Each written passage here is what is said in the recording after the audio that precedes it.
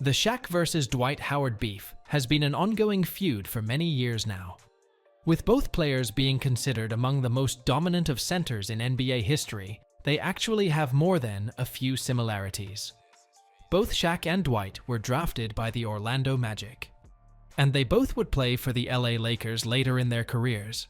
The biggest similarity they have, however, which is what started the beef, is that they both at one point or another referred to themselves as Superman. 1-2. Baddest duo ever, Superman and Batman.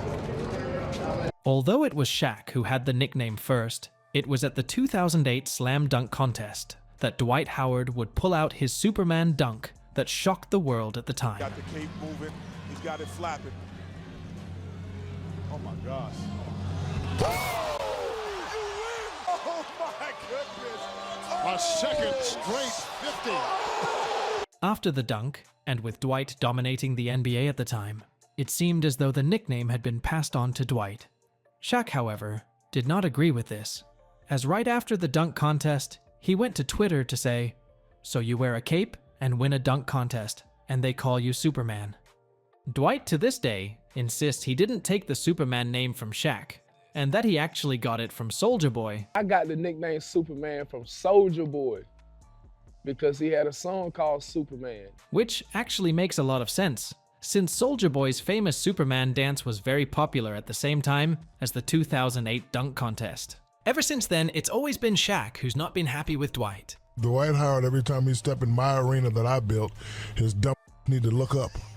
And not only that, when I say something, you should take the tidbits of what I'm saying. I'm giving you answers to the test. Stop being so damn sensitive. We don't want no sensitive big guys in LA. I said before, you will get devoured, but don't you ever call me Dwight Howard. Throughout the years, Shaq has made it clear on multiple occasions that he's the only Superman in the NBA. You're in a Superman cape. There's only one Superman to ever come to this league, and you know his name. It's me.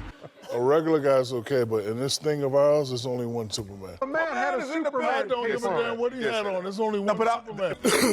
This is a pecking order contract. You can't give out my name. But I'm trying, if a guy can't give walks out my in, name. if a guy walks You in should the just say he did studio a right Superman now. dunk. That's No, I'm all. saying if a guy walks in right now, and he has a Superman outfit on, I mean a say he blue does a thing with an S Superman on his dunk. chest. Even after Dwight won a championship with the Lakers, Shaq went on his podcast and was blatantly throwing shade at Dwight. So a lot of players on their little Instagram bragging like they were the reason they got the championship.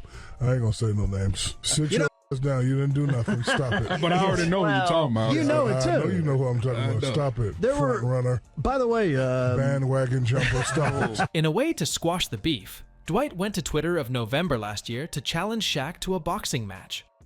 Shaq, however, wasn't interested at all, stating that he needs more than one ring to get in the ring with him, and that Dwight could officially have the Superman nickname. Fast forward to today, Dwight has clearly had enough of the disrespect from Shaq. He went on a podcast and said this. Shaq, just gotta stop, man. Oh, so you actually talked to him about it? I tried to. Can we have a sit-down conversation? Because every conversation or every time I hear or see something about you is you disrespecting me on some type of level. I'm like, do we need to throw hands? Like, what are we doing? After hearing the podcast clip, Shaq went to Twitter to tell Dwight, "The fact you think I care about you is funny, but I won't ever bring your name up again, sensitive big man. A jokester that can't take a joke. Won't ever say your name ever again. Have a great day, and now you have been deleted."